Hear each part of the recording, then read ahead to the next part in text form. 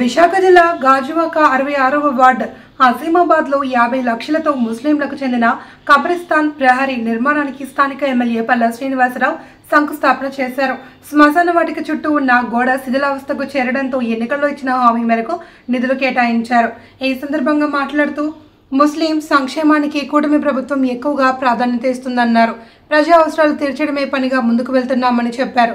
ఈ కార్యక్రమంలో Gajuwaka incharge ప్రసాద్ల Srinivasarao, corporator Mohammed Imran, మాజీ కార్పొరేటర్ మొహమ్మద్ రఫీ, వార్డు అధ్యక్ష కార్యదర్శులు గోమాడ వాసు, మొహమ్మద్ ముర్తాజా, క్లస్టర్ ఇన్ఛార్జ్ గూడెపు సత్యనారాయణ, మదీనా వలి, ఇషాక్, ఆన్జర్ వలి, జహంగీర్, రిజ్వాన్, జావేద్, ఇక్బాల్ బాషా, పోలరావుతు వెంకటరమణ, గంధం వెంకట్రావు, లంకా లత తదితరులు పాల్గొన్నారు. గాజువాకలో ఉన్నటువంటి చాలా పాత గ్రామం అజీమాబాద్ సంబంధించి ఇక్కడ 50 లక్షల రూపాయలతో కబ్రిస్తాన్కి శంకుస్థాపన చేయడం జరిగిందండి. అభివృద్ధి కార్యక్రమంలో భాగంగా దాన్ని రెనోవేషన్ చేయాలని, దాని రిపేర్స్ అన్ని చేసి మళ్ళీ పునరుద్ధరించాలని చెప్పే ఉద్దేశంతో 50 లక్షల రూపాయలు జీవీఎంసీ ఫండ్స్ తీసుకొచ్చి డెవలప్మెంట్ చేస్తున్నామండి.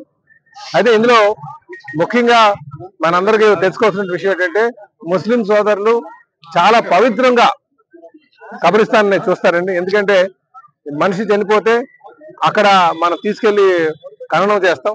ఖననం చేయడం అంటే ఇంకా ఆయన పర్మనెంట్ గా అక్కడ నిద్రపోయేటటువంటి స్థానం అది.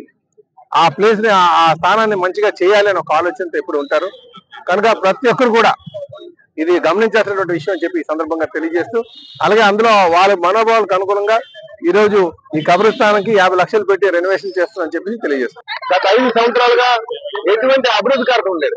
కేవలం సంక్షేమం అనుకుని అభివృద్ధి గాలి వదిలేసి రాష్ట్రాన్ని అప్పులు పాలు చేసినటువంటి పరిస్థితి గత 5 సంవత్సరాలుగా ఉండేది. కానీ ఇప్పుడు సంక్షేమాన్ని, అభివృద్ధిని కూడా, సంపద సృష్టిని కూడా ఈ సమపాల్లో ముందుకు తీసుకెళ్తున్నటువంటి నాయకత్వం చంద్రబాబు నాయుడు గారి నాయకత్వం నడుస్తుందని చెప్పి తెలియజేస్తున్నాను.